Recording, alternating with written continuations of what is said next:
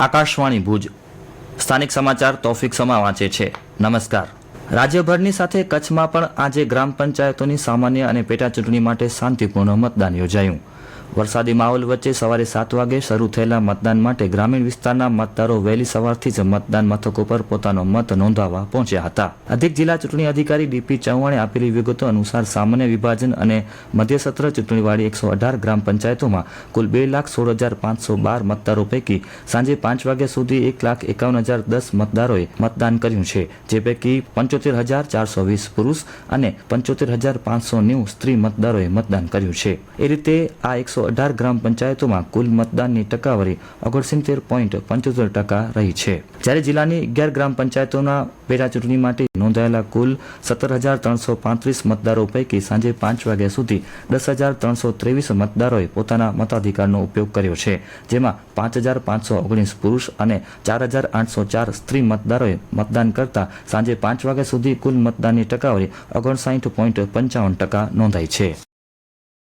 મતદાન પ્રક્રિયા સુવ્યવસ્થિત રીતે સંપન્ન થાય તે માટે વહીવટી તંત્રના 1,450થી વધુ કર્મચારીઓને ફરજ પર મૂકવામાં આવ્યા હતા। ચૂંટણી દરમિયાન કોઈ અનિચ્છનીય ઘટના ન બને તે માટે ચુસ્ત પોલીસ બંદોબસ્ત ગોઠવવામાં આવ્યો હતો। ઉલ્લેખનીય છે કે જિલ્લાની 129 ગ્રામ પંચાયતોમાં ચૂંટણી યોજાઈ રહી છે, જે પૈકી 108 ગ્રામ પંચાયતમાં સામાન્ય, 3માં મધ્ય સત્ર, જ્યારે વિભાજન પામેલી 7 ગ્રામ પંચાયત ઉપરાંત 11 ગામોમાં પેટા ચૂંટણી યોજાઈ રહી છે। કચ્છમાં કુલ 30 પંચાયત સમરસ બની હતી, જેમાં સૌથી વધુ ભુજમાં 9, અબડાસામાં 1, મુન્દ્રામાં 5, માંડવીમાં 3, રાપરમાં 2, લખપતમાં 1, અંજારમાં 6 અને ભચાઉમાં 3નો સમાવેશ થાય છે। મુખ્યમંત્રી ભૂપેન્દ્ર પટેલે આજે Gujarat electronics component manufacturing policy 2025 જાહેર કરી છે। આ પોલિસીના કારણે કેન્દ્રના ઇલેક્ટ્રોનિક અને ઇન્ફોર્મેશન ટેકનોલોજી મંત્રાલય દ્વારા મંજૂરી અને સહાય પ્રાપ્ત એકમોને ગુજરાતમાં પણ કેન્દ્રીય ધોરણે 100% સહાય પ્રોત્સાહન મળશે। આ પોલિસી દ્વારા રાજ્યમાં ઇલેક્ટ્રોનિક્સ કમ્પોનન્ટ મેન્યુફેક્ચરિંગ સેક્ટરમાં 35,000 કરોડ રૂપિયાથી વધુના નવા રોકાણો આવવાનું અને ઉચ્ચ કુશળતા ધરાવતા લોકોને મોટા પાયે રોજગારી મળવાનું લક્ષ્ય રાખવામાં આવ્યું છે। પોલિસીના પરિણામે રાજ્યમાં મલ્ટીલેયર અને HDI printed circuit board, lithium ion cell, SMD, passive components, display અને કેમેરા મોડ્યુલ્સ, ઇલેક્ટ્રોનિક્સ પાર્ટ્સ તેમજ તેના ઉત્પાદન માટે જરૂરી વિશેષ મશીનરી સહિત આવશ્યક ઉદ્યોગો એકમોને રાજ્યમાં રોકાણ માટે પ્રોત્સાહન મળશે। આ પોલિસીનો લાભ લેવા 31 જુલાઈ 2025 સુધીમાં અરજી કરવાની રહેશે। જળ સંપત્તિ અને પાણી પુરવઠા વિભાગના મંત્રી કુંવરજીભાઈ બાવળિયાએ ભુજ અને અંજાર તાલુકાના વિવિધ ગામોમાં પાણી પુરવઠા અને સિંચાઈ વિભાગ હસ્તક ચાલતા વિકાસ કામોનું જાત નિરીક્ષણ કરીને વિવિધ કામગીરીની સમીક્ષા કરી હતી। ભુજ ખાતે શ્રી બાવળિયાએ દુનારાજા ડેમની મુલાકાત લીધી હતી।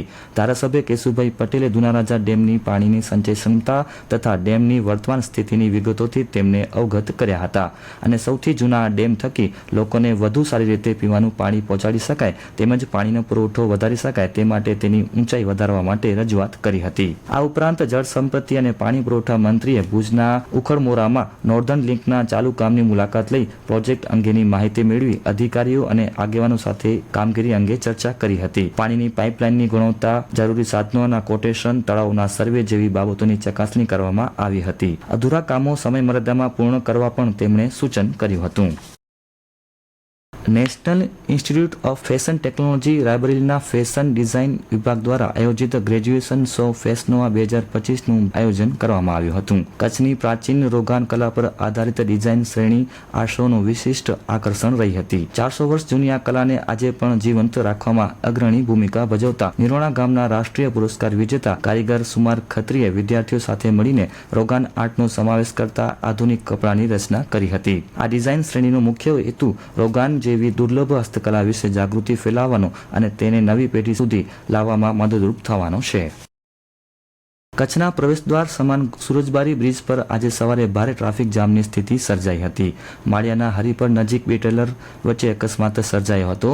આ અકસ્માતના કારણે માર્ગના બંને છેડે વાહનોની લાંબી કતારો જામી હતી। ટ્રાફિક સમસ્યા હળી કરવા માળિયા પોલીસ અને સુરજબારી હાઈવે પેટ્રોલિંગની ટીમે કામે લાગી હતી અને વાહન વ્યવહાર પૂર્વવત થયો હતો। આજે સવારથી જિલ્લામાં વાદળછાયું વાતાવરણ જોવા મળી રહ્યું છે, જો કે અમુક તાલુકામાં જ હળવા વરસાદી ઝાપટા પડ્યા હોવાની જાણકારી પ્રાપ્ત થઈ રહી છે। જિલ્લા કંટ્રોલ રૂમમાંથી અમને મળેલી વિગતો અનુસાર અત્યારે 6 વાગ્યા પૂરા થતા 12 કલાક દરમિયાન ગાંધીધામમાં 9 મિલીમીટર, ભચાઉમાં 4, મુન્દ્રામાં 6, માંડવી અને રાપરમાં 3 મિલીમીટર વરસાદ નોંધાયો છે। અને આ સાથે સ્થાનિક સમાચાર બુલેટિન પૂરું થયું। નમસ્કાર।